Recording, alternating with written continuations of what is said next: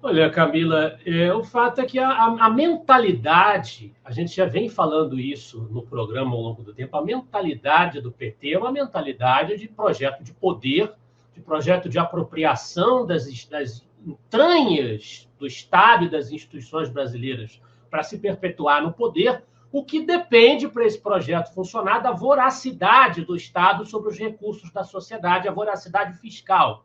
E por isso, a receita que o governo vem adotando jamais é a receita de você fazer cortes que podem incomodar aquelas bases de apoio sobre as quais a estrutura de poder se sustenta. Mas sempre você tentar sugar mais do setor produtivo, e isso se dá aumentando impostos. E tudo o que o Fernando Haddad vem fazendo à testa do seu ministério é buscar aumento de impostos, buscar aumento na receita. E é sobre as desculpas que ele dá, colocando a culpa, que é outra coisa que o PT costuma muito fazer, transferência de responsabilidades. Roberto Campos já dizia que o Brasil tinha um vício profundo do escapismo, que é aquela mania de colocar a culpa nos outros, a culpa é dos Estados Unidos, a culpa é do inimigo imperialista, ou a culpa é do Congresso, a culpa é da democracia burguesa, como se chegou a dizer em 1964, naquele comício da Central, em que o Brizola pegou o microfone, né? E o próprio João Goulart criticou a democracia burguesa. Então, agora a culpa é do Congresso, é a narrativa do Fernando Haddad diante das suas insuficiências. E é esse o comentário que faz o Carlos Júnior, o jornalista Carlos Júnior, no seu artigo Nem o Vernáculo descreve a incompetência de Fernando Haddad. E ele faz referência especificamente a votação da medida provisória do imposto sobre operações financeiras, que ia incidir sobre estas operações, o que o PT vende como sendo uma correção dos desníveis sociais, porque esse peso, essa taxação seria só sobre os mais ricos que fariam esses investimentos, mas não há previsão naquela MP de tamanho dos investimentos, da riqueza das pessoas que seriam afetadas. E, na prática, nós sabemos muito bem que toda a atividade econômica é afetada quando você aumenta impostos sobre operações como essa, sobre a atividade econômica.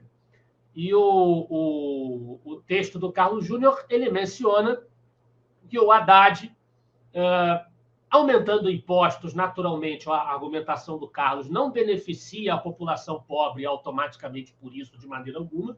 E quanto mais dinheiro nós tiramos da sociedade, mais distorções econômicas, menos produtividade, menos riqueza gerada, aquela velha verdade de que a riqueza não sai do capim, ela tem que ser desenvolvida pelo investimento de alguém que tem recursos para tal, e que, portanto, com seu investimento gera retorno produtivo, gera consumo, e com isso gera-se riqueza, gera-se o salário que vai pagar o sustento do trabalhador.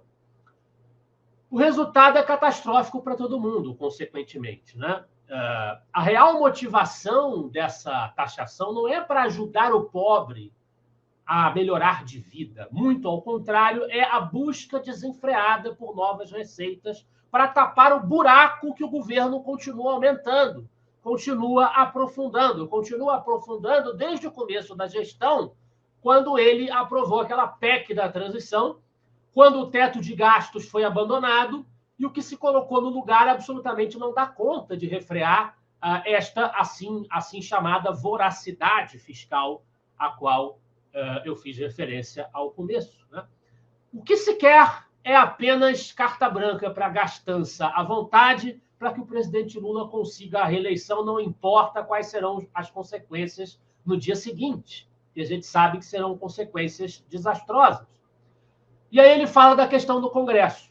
Ele diz que o Fernando Haddad tem a caneta na mão, comanda uma pasta importantíssima para o Brasil, e que ficar choramingando toda vez que o parlamento não atende aos caprichos dele é uma coisa de criança mimada.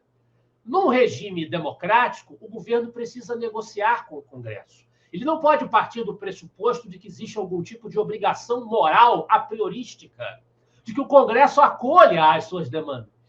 Se eu digo que tem de ser da maneira que eu quero, o Congresso automaticamente tem que carimbar e vai ser assim e pronto, ele tem uma obrigação moral de me seguir. Não é assim que funciona numa democracia. no regime parlamentar com o sistema representativo. Há de haver conversa, há de haver negociação. Espera-se que, tão decente quanto possível, é claro que a gente também não vai dizer aqui para o nosso espectador e passar a imagem de ingênuos, a gente não vai dizer que o Congresso é santo. Os nossos parlamentares são super cordatos e decentes com o erário estatal, com as questões públicas. É óbvio que a gente não vai dizer isso. Mas o Congresso tem uma função legítima de representar as diversas vozes, as diversas correntes de opinião da sociedade. Ao governo, ao Poder Executivo, que também foi eleito por maioria, mas ele tem que reconhecer a legitimidade democrática também do Legislativo, cabe estabelecer canais de comunicação, de diálogo legislativo para tentar fazer com que suas pretensões sejam aprovadas. Não partir dessa premissa de que é obrigação do Legislativo aceitar o dever social de aumentar imposto. Né? E pior ainda, quando não consegue que o Legislativo aprove as suas solicitações, as suas exigências, para usar uma palavra mais adequada ao que o PT pensa, vai se recorrer ao Supremo Tribunal Federal, vai se recorrer ao poder não eleito, como se tivesse mais legitimidade do que o Legislativo para impor alguma coisa. Né? O resultado disso tudo, né, desses esperneios do Fernando Haddad, porque não consegue entregar resultados efetivos, porque não consegue que o Congresso se dobre inteiramente às suas vontades, o resultado de tudo isso é uma economia capenga que dá todos os sinais de desaceleração, como diz o Carlos Júnior, uma taxa de juros que inviabiliza investimentos e uma dívida pública que cresce de maneira assustadora.